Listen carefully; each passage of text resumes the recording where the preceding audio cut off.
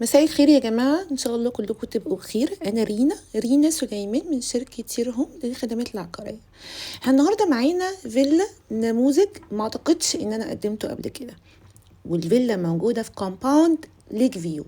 الأرض مساحتها معانا 550 متر والمباني 350 متر. الفيلا تتكون من بازمنت أرضي أول من غير روف، لكن احنا معانا نموذج مختلف لأنه الدور البازمنت أو البدروم، يعني بس هو بازمنت يعني مرتفع، فاحنا هنسميه يعني أرضي مرتفع.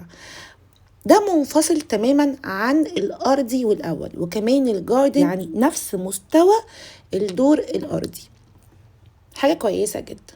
في ناس كتير ما دخلوش ليك فيو قبل كده، فأنا حبيت إن أنا أعرض فيلا هناك. الفيلا دي موجودة متاحة للإيجار معانا، مساحتها كويسة جدا. عندي في الدور الأرضي حمام ضيوف ومطبخ وريسبشن، وطبعا زي ما قلنا الانترنس على الجاردن مباشرة، لان احيانا بيكون في بازمنت ووك اوت، لكن ده مش كده، ده لوحده منفصل.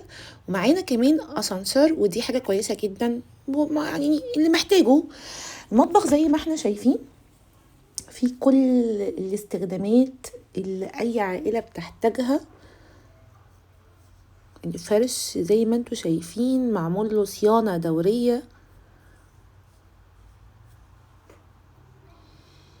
لو أول مرة تشوف القناة ما تنساش تعمل سبسكرايب وتفعل زر الجرس علشان يوصلك كل جديد. وأي سؤال في العقارات يا جماعة اسكرين على طول من غير تفكير. ده حمام الضيوف معانا، لكن هو في ميزة مهمة جدا مش موجودة في فيلل كتير، ان الحمام ده يا جماعة فيه شاور، ومش دايما حمام الضيوف بيكون فيه شاور، غالبا بيكون تويلت وحوض بس. بصوا ريسبشن يعني مساحة كويسة قوي، واخد يعني 4 قطع مستريحين جدا يعني. طبعا الفيلا كاملة من كل المفروشات زي ما احنا شايفين، سواء أجهزة أو مفروشات. احنا كده بنخرج على الجاردن، بيكون فيه قاعدة لطيفة جدا.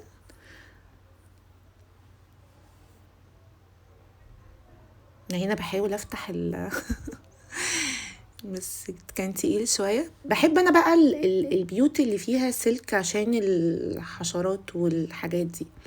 بصوا القعدة حلوة ازاي، شوفوا الجاردن معمول لها صيانة ممتازة بصراحة، هايلة. معلومة بس انه البازمنت او اللي ساكن في البازمنت هو مش هيأثر عليكم في اي حاجة تماما، في خصوصية كاملة ليكوا وليهم. بصوا الفيو عامل ازاي، شوفوا اللاندسكيب شكله عامل ازاي. بصوا حمام السباحة ازاي معمول له صيانة، مع ان محدش هو ساكن في البيت. دي تفاصيل مهمة جدا لأي مستأجر، لأن احنا مش عايزين المستأجر يدخل يأجر بيت ويفضل يصلح فيه ويعمل فيه حاجات، مش عايزين نكلفه. احنا محتاجين المستأجر يكون مستريح في بيته، بيدفع قيمة إيجارية وبياخد قدامها خدمة. برجولة دي خطيرة طبعا، والقعدة مساحتها كويسة جدا. انا غالبا بحب دايما اجيب البيوت من جميع الاتجاهات، ليه؟ علشان المساحه تكون واضحه سواء من مدخل الفيلا او من مدخل الجاردن.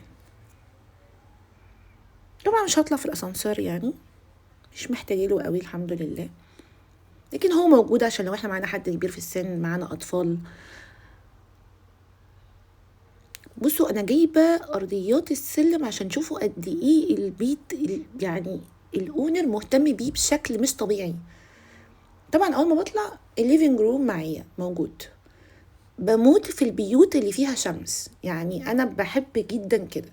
عندي طبعا كيتشنات زي ما احنا شايفين اللي هو لونه احمر ده، بحيث ان احنا لو لينا بعض الاستخدامات ما نفضلش بقى ايه نازلين طالعين، مع ان كله متوفر في اسانسير، لكن احنا غالبا بنحاول نريح الكلاينت على قد ما بنقدر، او نقدم له رفاهيه اللي هو محتاجها لما بيسكن في البيت ده. دي اول غرفه معانا. عايزين نجيب الاطلاله عشان نشوف المسافة ما بيني وما بين الجار عاملة ازاي، دي مهمة جدا عشان الازعاج والخصوصية، اكون براحتي في بيتي. لو اول مرة تشوف القناة ما تنساش تعمل سبسكرايب وتفعل زر الجرس علشان يوصلك كل جديد. واسكرينا يا جماعة، اسكرينا انا تجمع ممتازة بصراحة تجمع ساحل سخنة هايلة طيب دي الغرفة التانية معانا، اعتقد مساحتها خطيرة. يعني ان احنا يكون عندنا كرسي كمان مع الدولاب والتسريحة والحاجات دي ممتازة. دلوقتي الغرف بقت صغيرة جدا، بقت يعني بتاخد سرير واتنين كوما ودريسنج بالعافية. برضو انا كنت حابة جدا اوضح ان هنا في سلك علشان الحشرات، مهما الكومباوند رش بس بيبقى في حاجات كده رفيعة بتدخل البيوت بتضايق الناس اللي قاعدة فيها جدا، واحنا مش عايزين حد يتضايق الصراحة. طيب ده هيكون معانا الحمام اللي بيسرفز على الغرفتين او الثلاث غرف والليفينج روم. في شاور طبعا، احنا معانا تحت شاور وفوق شاور. انا بحب اجيب يعني طريقة التخزين الموجودة في الحمامات دي مهمة جدا. عجبني بقى الباسكت بتاع الهدوم ده فقلت اجيبه صراحة يعني.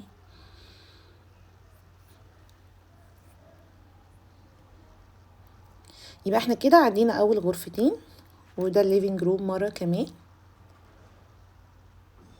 هنا بحاول اوضح المساحة. وبعدين دي الغرفة الماستر معانا، ده حمام فيه شاور برضو. دي بأكد موضوع الشاور عشان في بعض العملاء ليهم طلبات، فانا بحاول اوضح لهم الطلبات. دي الغرفة الثالثة معانا. طبعا الفيو بتاعها هيكون على حمام السباحة، وهيكون على اللاندسكيب اللي احنا شفناه من الجاردن. الاسعار بتتغير لان انتوا طبعا شايفين احنا الوقت عامل ازاي، فاسأل دايما عن سعر اليوم دايما. ودي الغرفة الرابعة معانا، بيكون فيها دريسنج وفيها حمام كمان. فاحنا كده الدور الاول ده لوحده فيه 3 حمام.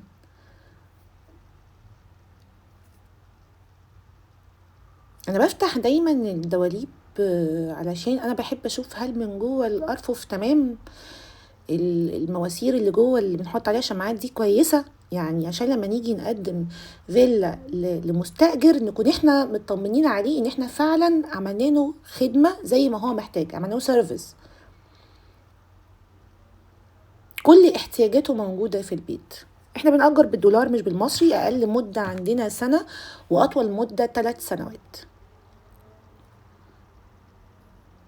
ده شكل الغرفة الرابعة.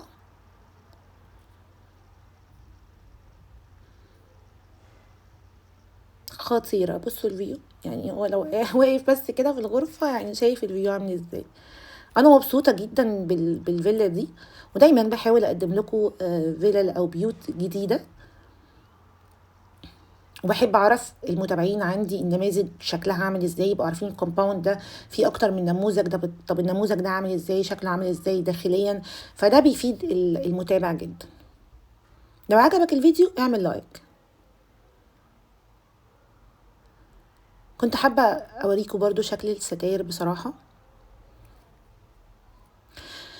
طيب احنا كده خلصنا البيت. اي تفاصيل في اكتر من طريقة عشان تقدر تعرف بيها السعر، اسكرينا على 031 او تاخد الفيديو تبعته واتساب، او تسألنا عن السعر على الويب سايت www.yourhome-easy.net. رينا سليمان، شركة يورهوم عقارات وبس. اشوفكم قريب. باي باي.